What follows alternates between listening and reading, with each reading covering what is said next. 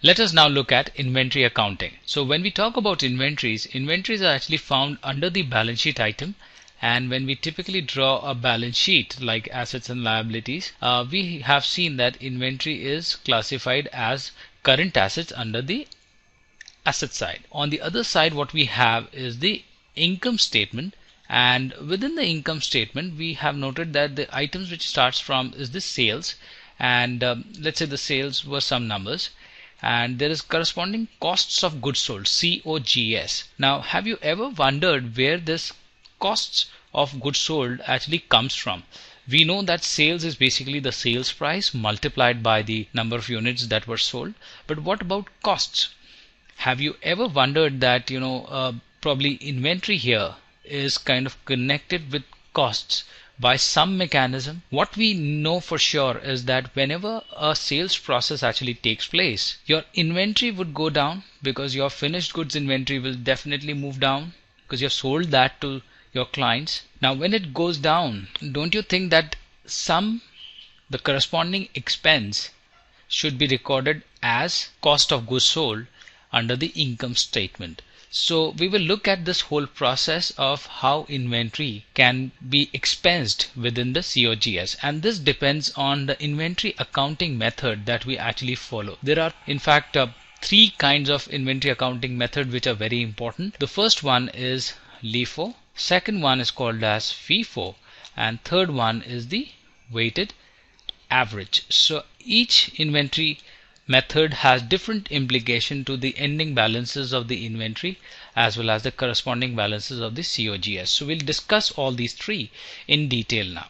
Before we move into the inventory valuation methods, let us look at a very important equation in inventory accounting called as a base equation. I'll just write a spaced out version of base here for illustration purposes.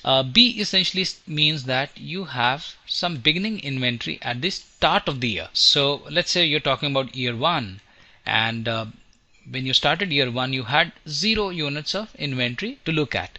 A stands for the addition of inventory during the year. So all these additions will mean that you have purchased the inventory during the year. Say for example you bought 20 units during the year of raw material. So both of these gets added up in order to form a base, what we call as this is available for selling. Okay, so S essentially means you subtract. Now why do you want to subtract your inventory? Subtract will actually come when you have sold your inventory.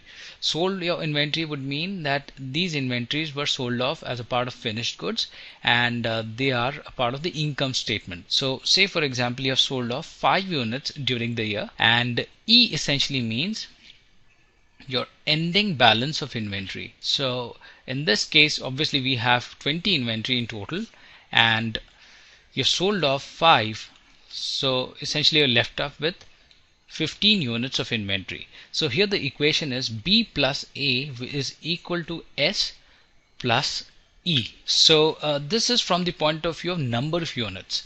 Okay, so having understood the base equation, let us move forward and look at different accounting methods. So let's create one example first. Say for example there was company A, and they have purchased 3 units of raw material at different points in time. January 2012 they have purchased 1 unit, and the price of that unit is $1. So the total amount or the total price of the inventory is essentially here it will be $1. Let's say in the month of July 2012 they have again purchased 1 unit of inventory at $2. So the inventory price would be $2. This is 1 into 2, that will be $2 here. Let's say on 31st of December 2012 they've again purchased 1 unit of raw material, and this time at $3. So the total inventory is actually $1 plus $2 plus $3 in terms of value. So in terms of value the total inventory is $6. In terms of the number of units, total inventory is only 3. Now let us assume that this company A has sold 1 unit during the year, only 1 unit during the year.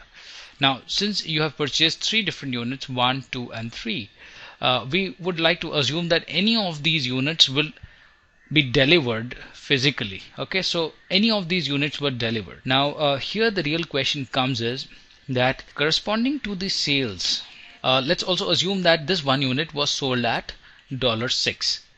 Okay, so one unit was sold at $6, so sales price is actually $6 now. But what about the cost of goods sold? COGS, cost of goods sold, should it be $1, should it be $2, or should it be $3? So it depends on which inventory valuation method you are talking about. So let us look at what happens if we choose the first in first out method, FIFO, called as first in first out method of cost of goods sold calculations.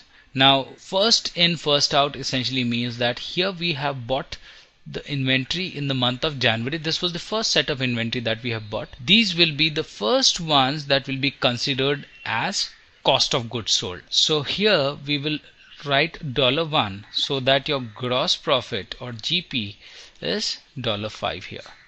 So first in first out. If this is the cost of goods sold, this means that this unit has been sold during the year. There are two units which are left, one at $2 and the second one at $3. So your ending inventory,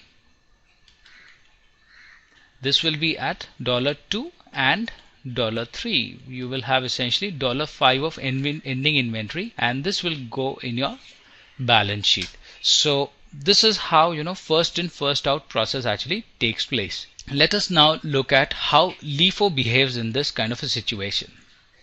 LIFO actually stands for last in first out. Now last in first out. So if we had only these three set of inventories, what was the last that entered the system? The last was actually the one on 31st of December, this unit.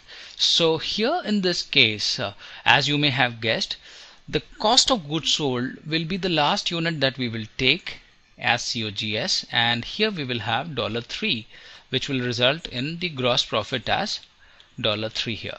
So what we have noted is that your gross profit was $3. However, your ending inventory will be basically the sum total of these two inventories which are left over. So here the ending inventory will be also $3. So this is last in and first out. The third accounting method essentially is the weighted average method. Here what we do is we find the weighted average price of the inventory. So for example, we have bought 3 units at $6 price. So the average price here comes out to be 6 divided by 3, which is equal to $2. So this is your average price of the inventory. So for COGS, we actually use this price and put this as $2 here. So we get $4 as gross profit. Now for the ending inventory, we are left with 2 units and they will be again valued at this $2. So the ending inventory will be at $4 here. So this is how we talk about the LIFO, FIFO and weighted average methods.